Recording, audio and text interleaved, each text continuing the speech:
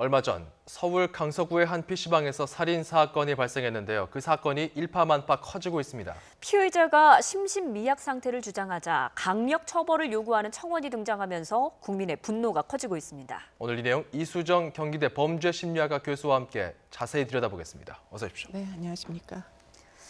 네, 지난 일요일 이른 아침이었죠. 밤을 새면서 일하던 20대 청년이 끔찍하게 살해당하는 일이 벌어졌습니다. 그런데 이유가 좀 황당합니다. 먼저 어떤 사건인지 좀 정리해 주시죠. 네, 사건은 아침 8시경에 일어났고요. 네. 그 이제 사건이 일어나기 직전에 지금 그 동네에 사는 2명의 청년이 그 PC방을 가가지고 PC방을 사용하겠다 하고서는 안내를 받았는데 막상 이제 그 자리가 청결하지 않았다고 해요. 그래서 아르바이트생에게 재차 이제 뭐 닦아달라 이렇게 이제 요구를 하던 와중에 다툼이 벌어져 가지고 결국은 환불해달라는 소동까지 벌어지게 됐는데 뭐 2명이 굉장히 거세게 이제 항의를 해서 결국은 그 아르바이트생이 신고를 해가지고 경찰이 출동을 했었습니다. 예. 그런데 이제 사태를 완전히 해결을 못한 채 경찰은 돌아가게 되고 그 이제 2명 돌아간 줄 알았던 2명이 뒤늦게 이제 형이란 사람이 집으로 가서 흉기를 들고 나타나서 이 아르바이트생을 결국은 끔찍하게 살해한 그 사건이 되겠습니다. 예. 네. 자, 이 내용을 저희가 좀 그래픽으로 다시 한번 정리를 했는데요. PC방 관계자, 그 사건이 난 그 PC방 관계자가 또 오늘 저녁에 이런 이야기를 그 해당 PC방 계정에 올렸습니다. SNS에 이런 내용입니다. 그러니까 자리 청소 시비가 있었고요. 1차적으로 경찰이 출동해서 15분 정도 중재를 했다고 합니다. 그리고 그 가해자와 동생, 그 두 사람은 형제였다고 하죠. 돌려보냈다고 합니다. 그리고 경찰도 갔대요. 갔는데 경찰이 가고 나서 가해자들은 돌아왔고 살해를 한 겁니다. 그리고 그 PC방 관계자에게 피해자가 죽기 전에 마지막 카톡을 보냈다고 합니다. 이 사진도 저희가 좀 띄워드릴게요. 자, 이 PC방 관계자가 공개한 바로 그 메시지입니다. 오전에 7시 30분경에 이런 사람들이 와서 치워달라고 해서 치워줬는데 결국 환불해주지 않으면은 살해하겠다 이렇게 얘기를 했다. 뭐 이런 식으로 하면서 이제 당시 상황에 대해서 좀 긴급하게 관계자에게 보고했던 바로 그 피해자의 카톡 메시지입니다. 자, 이 내용들을 봤을 때 일단 경찰이 돌려보내고 나서 이 사람들이 다시 왔단 말이죠. 이걸 우발적인 범죄로 봐야 됩니까? 계획 범죄로 봐야 됩니까? 그러니까 지금 이제 피의자 중에 이제 형이란 사람, 결국은 흉기로 사람을 살해한 사람, 그 사람이 경찰에서 주장하는 바는 우발적이었다는 거예요. 더군다나 본인이 이제 우울증 약물을 복용하고 있었다. 그렇기 때문에 이거는 계획범죄, 고의적인 살해라고 보기가 어렵다라고 지금 주장을 하는 것 같은데 예. 문제는 지금 이제 일단은 뭐 경찰이 와가지고 자리가 정리된 것으로 보입니다. 그런데 문제는 돌아가지 않은 채 결국 집으로 가서 흉기를 가지고 다시 나타나게 되거든요. 어허. 그리고는 그 이후에 이제 피해자를 사망에 이르게 한 그 뭐 여러 가지 자상의 흔적들을 보면은 이게 그냥 우발적으로 그냥 화가 나가지고 흉기 한 번 휘두른 정도가 사실은 아니라는 거예요. 어떤 특정 부위를 수십 번을 계속 반복적으로 공격해서 결국 과다출혈로 사망에 이르게 되는 거거든요. 네. 예. 그렇기 때문에 그런 행동을 과연 우발적이라고 볼 수 있을까? 저는 좀 아닌 것 같다는 생각을 계속하게 되고 아마 뭔가 악의를 가지고 분풀이를 하기 위해서 다시 돌아간 게 아닌가. 그렇다면 그것은 우발이라고 보기는 어렵다. 이런 생각이 들더라고요. 어허. 네, 심지어 좀 안타까운 게 경찰의 1차 출동 당시에 피해자가 신변의 위협을 느낀다. 이런 사실을 경찰에 말한 것으로 알려지고 있거든요. 초동 수사가 제대로 됐는지 이런 논란도 나오고 있습니다. 네, 이제 지금 그 대목이 굉장히 심각한 논쟁이라고 보이는 것이 네. 일단 경찰이 출동을 했다가 사태를 정리하지 못한 채 돌아간 것이 결국은 이 사망 사건으로 이루어지게 되는 거거든요. 네. 그렇게 이제 뭐 된 연유가 경찰이 만약에 상황 판단을 피해자가 고통을 호소함에도 불구하고 문제 제기를 함에도 불구하고 만약에 제대로 조치를 안 한 거라면 그렇다면 이게 경찰의 부적절한 대응이 문제가 된 거 아니냐 이런 이제 논쟁을 일으키게 되는 거죠. 네. 그래서 예. 아마 차후에 그런 부분이 예컨대 지금 죽이겠다는 위협이 있었음을 피해자가 사망 전에 경찰에게 얘기를 했었는지 예. 하지 않았는지 그 대목을 좀 더 조사를 하게 될 것 같고요. 예. 더군다나 그 당시에 PC방에는 혼자 있었던 게 아닙니다. 목격자들이 있었어요. 그렇기 때문에 그 목격자들의 진술도 역시 조사가 필요한 대목이다라고 보입니다. 그 저희가 앞서 보여드렸던 그 카카오톡 내용 메시지를 보면은 네. 그런 살해에 대한 위협이. 언급이 있었던 걸 나오잖아요. 네, 그거는 그렇습니다. 이제 목숨을 잃기 전에 보낸 거기 때문에 분명히 그런 부분에 대해서 경찰에게 이야기하지 않았을까 싶은데 저희가 좀 그냥 그래픽을 다시 한번 좀 보여드리겠습니다. 그 보도에서 빠진 게 있다. 여러 차례 보도가 나갔는데 해당 PC방 관계자는 이런 이야기를 했습니다. 경찰이 1차 출동한 뒤에 아무 조치를 하지 않고 그냥 중재만 하고서 갔다. 하지만 경찰에서는 이렇게 얘기했다라고 합니다. 1차 출동할 때 신변 위협이 아니라 영업 방해만 이야기했다고 아르바이트생이 이런 얘기를 했다고 한 겁니다. 그리고서 복귀했다는 건데요. 이 부분은 문제가 있다라고 지금 PC방 관계자가 지적을 하는 내용입니다. 이렇게 본다면은 그 경찰에 대해서 정말 실질적으로 수사가 제대로 이루어졌는지 여부는 어떻게 저희가 확인할 수 있을까요? 글쎄 이제 당시에 목격자가 있었기 때문에 목격자가 아마도 그 상황에 대해서 좀 더 진술을 보강해 줄 수 있는 여지가 있다고 보이고요. 경찰도 이제 이 상황에 대해서 아마 차후에 아마도 조사를 받을 가능성이 있어 보이는데 초등 단계에서 지금 이 피해자가 어떤 내용을 호소했는지 하는 부분에 대해서 좀 더 치밀하게 한 번쯤은 검토한 이후에 추후 조치가 이루어져야 될 것으로 보입니다. 예컨대 초기 대응이 적절했느냐 여부는 사실은 이 사건에서 굉장히 경찰의 역할, 임무에 대해서 굉장히 중대한 사안이 될 수 있기 때문에 그 부분에 대해서는 추가적 조사가 필요하다고 보입니다. 네, 그런데 그 현장에 피의자의 동생도 함께 있었기 때문에요. 공범 여부도 뜨거운 논란이거든요. 그러니까 피의자의 동생이 옆에서 말렸다라는 주장도 있고 아니다 오히려 범행을 도왔다라는 주장도 있는데요. 경찰은 일단은 공범은 아니다 이런 입장이죠. 네, 경찰에서는 공범은 아니다라고 이제 주장을 밝혔는데요. 근데 문제는 뭐냐면 CCTV가 남아 있다는 겁니다.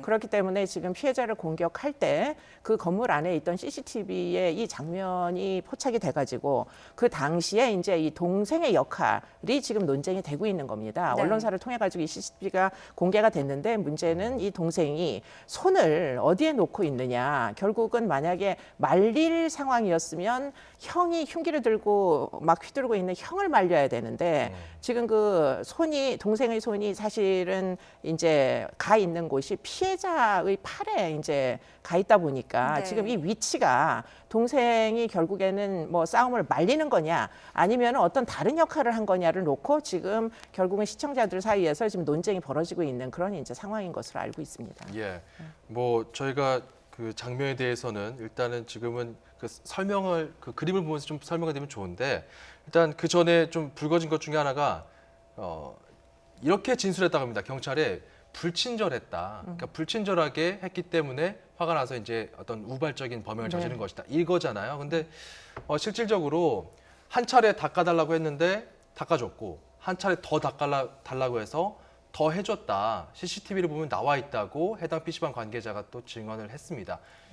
이 부분에 놓고 봤을 때는 과연 불친절해서 그렇게 살해한 것이다라고 이렇게 애초에 처음에 보도가 나갈 때 이것도 사실관계가 좀 확인을 해봐야 되는 문제였던 것 같아요. 네, 그러니까 이제 경찰에서 사건 내용을 발표를 할 때 피의자의 진술에만 의존을 해서 발표를 했던 것으로 추정이 됩니다. 그러다 보니까 피의자는 결국 뭐 직원이 불친절했으니까 내가 문제 제기를 했는데 무시당했다 이렇게 이제 불만 제기를 했던 것으로 보이고요. 그리고는 또 한편으로 우울증 약을 먹었다라는 것도 그냥 그대로 이제 발표가 된 연유가 그것이 사실은 범행과 연관성이 있느냐 없느냐가 지금은 밝혀진 상태가 전혀 아니에요. 그런데 이제 피의자가 수사 과정 중에 그냥 진술을 한 것이 그대로 나가다 보니까 결국은 지금 이제 그 정신질환으로 인해서 심신미약을 받으면 어떡하느냐 하는 이제 시민들의 걱정을 유발하고 있는 것이죠. 네, 우울증 약을 복용하고 있다라면서 심신미약 상태를 주장하고 있어서 분노가 일파만파 커지고 있는데요. 실제로 그러면 교수님께서는 여러 가지 사례들을 많이 보셨을 텐데 감형 가능성이 있는 겁니까? 지금 우울증으로 이제 감형을 받을 가능성은 희박해 보입니다. 그러나 문제는 지금 이 사람이 사실은 이제 그 형이라는 사람 피의자가 상황에 대해서 뭔가 좀 오해를 한 것 같은 그 부분들이 틀림없이 있어요. 그러면 본인도 알지 못한 채로 예컨대 만성 우울증, 중증 우울증이 조현병 같은 증세로 진행됐을 가능성도 있거든요. 그렇기 때문에 지금 도대체 범행 당시에 어떤 생각을 가지고 지금 이런 행위를 했는지가 뭐 정신 감정과 함께 좀 더 자세하게 밝혀져야 될 필요성은 존재합니다. 그러나 그것이 정신질환이 있다고 해서 그것이 곧 형사 책임, 예컨대 법적으로 책임을 지지 않는 그런 형사 책임의 조각 사유가 될 것이냐 말 것이냐는 그것은 또 다른 문제예요. 그렇기 때문에 때문에 정신과적으로 정신질환이 있느냐 하고 법적으로 정신질환을 인정받느냐 하는 문제는 완전히 다른 문제이기 때문에 예. 이것은 앞으로 법정에서 아주 첨예하게 다투어질 이슈라고 보입니다. 이 심신미약에 대한 부분은 뭐 연예인들도 나서고요. 그리고 그 피해자의 여자친구라고 주장한 사람도 네. 직접 글을 SNS에 올리면서 더 이 부분에 대한 파문이 커지고 있는데 지금 이 심신미약 때문에 감경됐다, 이거 문제 있다라고 지적하는 건 하루 이틀 일은 아니잖아요. 그렇죠. 계속 반복되는 이유가 네, 뭘까요? 네, 그거는 꼭 정신질환으로만 심신미약을 받는 게 아니고 예컨대 과거에 이제 어떤 사건에서 범행 당시에 술을 마셔서 기억이 안 난다 해가지고 술. 실제로 예. 성범죄에서 심신미약으로 인정받은 바가 있잖아요. 그렇기 때문에 심신미약을 이제 선고받을 수 있는 이유가 사유가 다양한 사유가 있습니다. 뭐 조현병과 같은 아주 중증 정신증적인 증세도 있을 것이고 뭐 만취했다라고 하는 이유도 있을 것이고 그러다 보니 사람들이 타당하다고 여기는 것도 있지만 타당하지 않다고 여기는 사유도 있기 때문에 이번 사건의 경우에도 우울증이라고 주장을 하고 있는 게 이미 심신미약을 노리고 어떤 고의를 가지고 이제 책임을 면하기 위해서 이렇게 주장하는 거 아니냐 이런 이제 어떤 염려를 불러일으키다 보니까 예. 지금 심신미약이라는 뭐 형법 10조 1항과 2항이 지금 다시금 적절하냐 적절하지 않느냐 하는 이제 논쟁으로 번지고 있는 그런 상황입니다. 예. 네, 이렇게 심신미약으로 감형된 사례가 국민적 공분을 샀던 조두순 사건도 있었고요. 강남역 그렇습니다. 살인 사건도 네, 있었고 네. 당시 검찰은 무기징역을 구형을 했지만 재판부는 징역 12년으로 감형을 했고 강남역 살인 사건도 마찬가지입니다. 이때 당시 검찰이 무기징역을 구형했는데 재판부는 징역 30년으로 감형을 했거든요. 이래서 조두순이 당시에 주치감형으로 감형이 됐는데 이 주치감형을 폐지해달라는 국민청원도 상당히 20만 명을 돌파할 정도로 반응이 뜨겁습니다. 당시에 청와대는 어떤 답변을 내놨는지 조국 민정수석의 이야기 들어보겠습니다.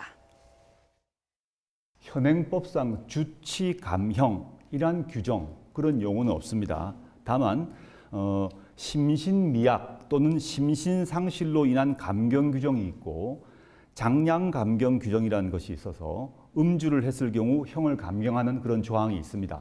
네. 근데 이 조항은 음주로 인한 감경을 목적으로 한 것이 아니라 통상적인 일반적 감경 규정이기 때문에 그 자체를 바로 삭제하는 것에 대해서는 신중한 논의가 필요합니다. 네, 규정 자체를 삭제하는 것은 신중한 논의가 필요하다 이런 입장인데요. 네, 그러니까 범행 당시의 정신 상태가 어떠냐가 이제 문제인데요. 정신질환이 있더라도 범행 당시에 상당히 고의성을 가지고 계획적으로 했다면 그거는 전혀 지금 심신미약에 해당하지 않습니다. 어허. 그런데 문제는 이제 정신질환이 아주 심한 경우에 뭐 어떻게 보면 사물을 변별할 능력이라 의사결정 능력 자체가 결여된 이런 경우도 있을 수가 있습니다. 특히 이제 조현병 같이 중증 정신질환 같은 경우에는 그렇기 때문에 모든 이제 조항을 다 없애버리면 사실은 상당 부분 이제 사리 분별력이 없어서 결국 일어난 그로 인해서 결과적으로 사람이 상해를 당하거나 무엇인가 이제 피해가 발생한 그 부분까지도 모두 형사 책임을 일반인들처럼 져야 되는 문제가 발생하는 것이죠. 어허. 그렇기 때문에 사실은 그런 부분은 보호해야 될 법익은 보호가 돼야 되겠지만 그러나 예. 그렇다고 해서 면죄부를 주는 변명으로 이용돼서는 안 될 것이다. 이것이 이제 핵심의 내용이라고 보이고요. 그러기 예. 위해서는 예컨대 지금 정신질환으로 인해 가지고 범행 당시에 내가 제정신이 아니었다라고 주장할 때 그것이 꾀병이다. 그게 사실은 그 범행과 연관된 인과관계가 없다라는 걸 입증할 수 있는 그런 이제 감정의 절차가 대폭 보강이 된다면 예. 그렇다면 좀 더 신중하게 심신미약을 적용하는 그런 이제 선례 같은 것들을 만들어낼 수가 있는 거죠. 알겠습니다. 심신미약이라고 해서 무조건 감형해서는 안 된다 이런 어떤 여론들에 대해서는 이제 당국도 좀 이해를 하고 어느 정도 느낄 텐데요. 네, 네. 다시 한번 마지막으로 이 사건을 다시 돌아가서 네, 아직 이 수사가 종결된 게 아니잖아요. 네, 지금. 네, 네. 좀 목숨을 잃은 사람이 있습니다. 네. 그리고 수사가 좀 미진하다라는 지적들이 있습니다. 지금 이 시점에서 전문가 입장에서 봤을 때 좀 놓치고 있는 부분이 있거나 혹은 이 점을 중점적으로 들여다봐야 된다 하는 대목이 있다면 어디가 있을까요? 지금 이제 뭐 아주 멀쩡한 청년이 살해당한 거잖아요. 너무 억울한 이유 때문에 아마도 본인이 그렇게 돼야 되는 이유조차 이해하지 못한 채로 숨을 거둔 것 같단 말이죠. 그러면은 그 부분에 대한 해명이 필요합니다. 그런데 그 해명을 하기 위해서는 지금 그야말로 우발적 살해 행위다라고만 할 것이 아니라 당시에 있었던 증인들도 있고 CCTV도 있고 여러 가지 증거들이 있기 때문에 경찰에서는 억울함이 없도록 좀 더 충분히 많은 자료를 놓고 이 사건을 다시 한번 재수사, 다시 말해서 재조사를 해봐야 되는 그런 시점이다 이렇게 보입니다. 여기까지 듣고 정리하겠습니다. 지금까지 경기대 범죄심리학과 이수정 교수와 함께 좀 이 사건을 진지하게 들여다봤습니다. 고맙습니다.